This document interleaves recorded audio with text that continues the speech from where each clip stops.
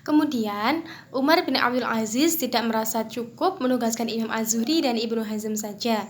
Ia pun mengirimkan surat ke seluruh penjuru negeri menandaskan perintah beliau, sekaligus memberikan motivasi kepada segenap ahli ilmu untuk memperdalam dan menghidupkan sunnah. Ajaz Al-Khatib berkata bahwa pengkodifikasian hadis yang pertama dilakukan oleh Abdul Aziz bin Marwan. Ia adalah ayahanda dari Umar bin Abdul Aziz pada tahun 75 Hijriah ketika beliau menjadi seorang amir di Mesir. Kemudian kita akan mengetahui apa sih perkembangan kodifikasi pada abad kedua ini. Yang pertama adalah penyusunan yang dilakukan oleh ulama pada awal abad kedua ini dapat dikategorikan menjadi dua. Yang pertama itu kitab yang berisi hadis dari hadis Nabi semata. Yang kedua kitab yang berisi hadis Nabi yang tercampur dengan keputusan resmi para khalifah sahabat lainnya serta para tabi'in. Yang kedua, kitab-kitab pada abad ini belum disusun secara sistematis. Kemudian, pada masa ini belum ada nih permisahan antara hadis sahih, hasan, dhaif, dan ma'udhu. Yang terakhir, pada masa ini, hadis telah disusun secara mubawwad atau berdasarkan bab. Di bawah ini, setelah ini kita akan mengetahui karya-karya kodifikasi beberapa ulama yang pernah melakukan kodifikasi secara mubawwad di sebagian kota. Yang pertama adalah Abu Muhammad Abdul Malik bin Abdul Aziz bin Juraij. Yang kedua Muhammad bin Ishaq bin Yasar al-Madlabi. Yang ketiga Ma'mar bin Rashid al-Basri tusamma as-Sa'inayi. Yang keempat Sa'id bin Abi Arubah. Yang kelima Abu Amr Abu Abdurrahman bin Amr al-Auza'i. Sebenarnya masih banyak, namun yang saya sebutkan cukup 5 tadi ya. Kita masuk pada kodifikasi pada abad yang ketiga.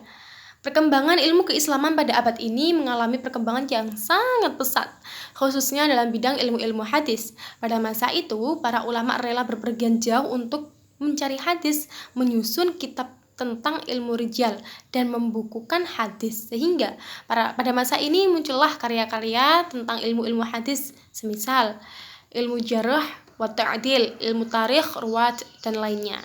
Juga pada abad ini terjadi perkembangan sistematika penyusunan kitab hadis sehingga lahirlah kitab-kitab musnad dan kutub as-sittah yang menjadi pegangan para ulama hingga saat ini.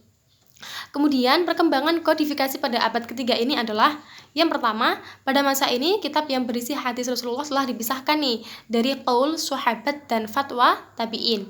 Yang kedua, para ulama pada zaman ini telah mampu menentukan derajat hadis kepada sahih dan dhaif. Yang ketiga, sistem penyusunan kitab pada masa ini pun semakin berkembang. Ada yang menyusun kitab hadis dengan sistem musannaf dan ada pula yang menyusun hadis dengan sistem musnad. Yang terakhir, pada masa ini pula muncul kitab-kitab ilmu hadis, diantaranya tentang ilmu mukhtaliful hadis, misalnya kitab Ta'wil Mukhtalif Hadis karya Ibnu Qutaibah dan Ibnu Ikhtilafu al-Hadis karya Ali bin al-Madani. Kemudian karya-karya kodifikasi pada abad ini, kitab Sahih dan Sunan. Yang pertama, Sahih Bukhari, Sahih Muslim, Sunan Abu Dawud As-Sijistani, Jami' Sunan At-Tirmidzi, Sunan An-Nasai, Sunan Ibnu Majah, dan masih banyak kitab lainnya.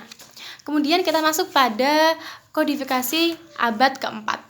Setelah berlalu abad ketiga yang merupakan masa keemasan bagi perkembangan ilmu-ilmu Islam, khususnya ilmu-ilmu tentang hadis Nabi, ulama pada abad keempat ini mengikuti usaha pendahulu mereka dalam berkhidmah kepada sunnah Nabi. Kemudian perkembangan kodifikasi pada abad ini, yang pertama, di antara mereka ada yang menyusun kitab-kitab mengikuti metode kitab Sahih Bukhari dan Sahih Muslim. Kemudian ada yang menggunakan metode as-sunan. Kemudian ada lagi nih yang menjelaskan antara hadis yang tampak bertentangan. Kemudian ada juga yang mentertib hadis-hadis berdasarkan nama sahabat perawinya. Dan masih banyak lagi. Kemudian kita akan mengetahui kodifikasi hadis pada abad kelima. Pada abad ini, para ulama mencoba membuat kumpulan hadis dengan metode jami', yaitu metode penggabungan antara dua kitab atau lebih. Kitab ini dikutip dari beberapa kitab hadis sebelumnya, di antaranya Al-Jamu' Baina Sahihaini, kumpulan dari Sahih Bukhari dan Sahih Muslim. Ada juga Ad-Dimashqi, Ibnu Al-Furad Al-Barqani, Imam Abi Abdullah Al-Humaidi Al-Andalusi. Baiklah, kemudian apa sih kesimpulan dari pembahasan kita kali ini? Kesimpulannya adalah bahwa pengkodifikasian kitab hadis dari abad 2 sampai abad ke-5 itu merupakan usaha para ulama untuk menyelamatkan sunnah dan hadis sebagai sumber ajaran Islam. Pencatatan hadis yang pada awalnya dipertentangkan menjadi hal yang mestinya harus dilakukan. Bukankah pelarangan pencatatan hadis oleh Rasulullah dilakukan untuk kemaslahatan? Oleh karena itu, pencatat hadis untuk memelihara keaslian sunnah dan hadis Nabi mesti pun dilakukan, supaya umat Islam di masa depan tidak kehilangan petunjuk yang akan menunjukkan mereka ke jalan yang benar. Sekian dari saya. Wassalamualaikum warahmatullahi wabarakatuh.